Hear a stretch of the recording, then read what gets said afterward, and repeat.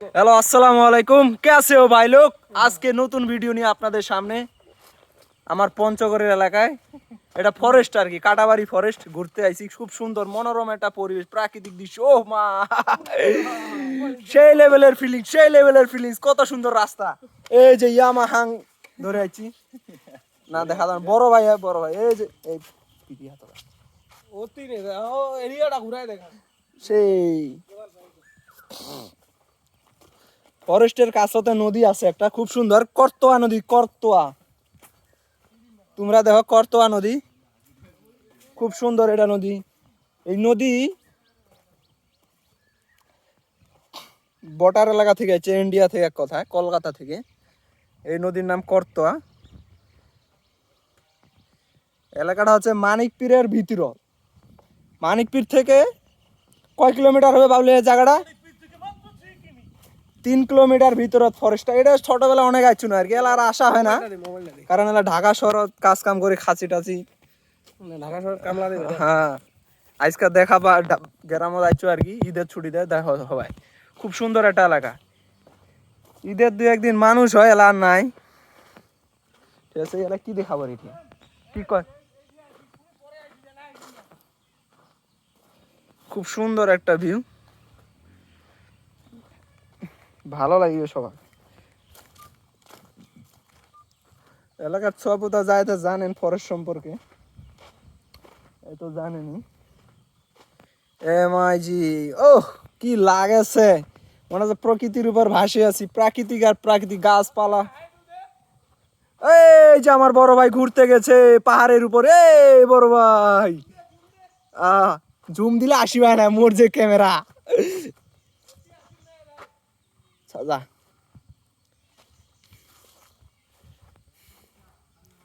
হ্যাঁ হ্যাঁ, মোবাইলটা আগতে বাইর করা ছিল, যে বেলা মানিকপীরে ঢুকিছিল না, সেলাই মোবাইলটা বাইর করে দরকার, ভিডিও করার দরকার ছিল। তাইলে ভালো করে দেখা গেল রাস্তাঘাট সহ, মানে সব কিছু দেখা গেলে আর কি। মনে করি এই যে এলাকাটা ঢুকিবেন, এই যে জায়গাটা আসিবেন, তোমরা যে কোনো মানুষ আসলে তো এটা একটা দৃশ্য নিবেন, মানে প্রাকৃতিকটা অনুভূতি থাকিবে। এটা কোন এলাকা কোন রাস্তাতে ঢুকিবেন, এটা আর কি আগে থেকে নেওয়ার দরকার ছিল। ভুল হয়ে গেছে, মোবাইলটা তখন বাইর করার মনে ছিল নাই।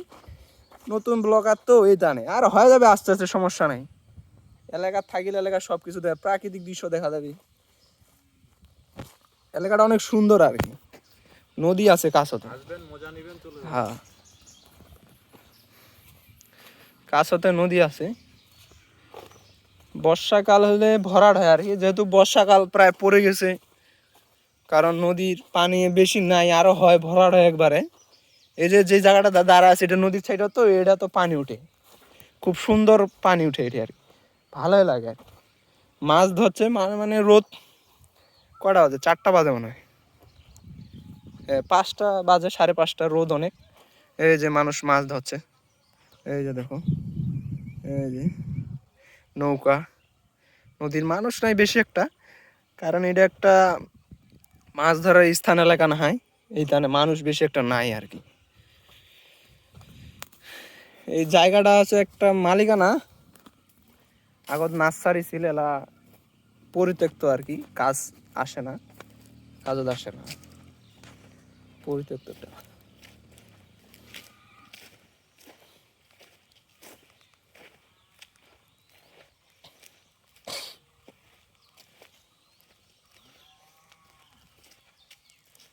এটাই ঈদের 2-1 দিন আগত আসার দরকার, ঈদের দিন পরের দিন আসার দরকার ছিল নাকি ভাইয়া?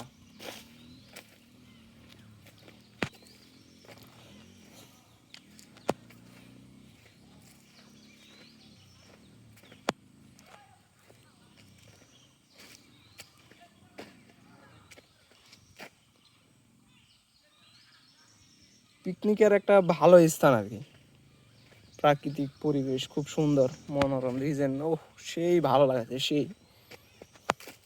আসলে গ্রাম থেকে শহরত থাকিতে থাকিতে একটা কিরকম জানি হয়ে গেছে, মানে বিরক্তকর জীবন। কয়েকদিন কারতানে বাড়ি আসে ভালোই লাগেছে, যাওয়া মনে হয় না, শহরত আর কি যাওয়াই মনে হয় না। এক কথায় বিরক্তকর হয়ে গেছে জীবনটা, অন্ধকার কারাগার। আরে জীবন যুদ্ধের টানে যাওয়া লাগে, কাজ কাম করে খাই, জীবন চলার টানে পারিবারিক সমস্যা দূরীকরণে তাহলে মানুষ কত কি করে, এই জন্য গ্রাম ছাড়ি। ঢাকা থেকে আমার যে পঞ্চগড় এলাকাটা আছে অনেক দূরত্ব, অনেক। পঞ্চগড় আসলে অনেক প্রাকৃতিক দৃশ্য দেখার মতো আছে, জঙ্গলের যে কোনো জায়গা দেখা যাবে, সমস্যা নাই।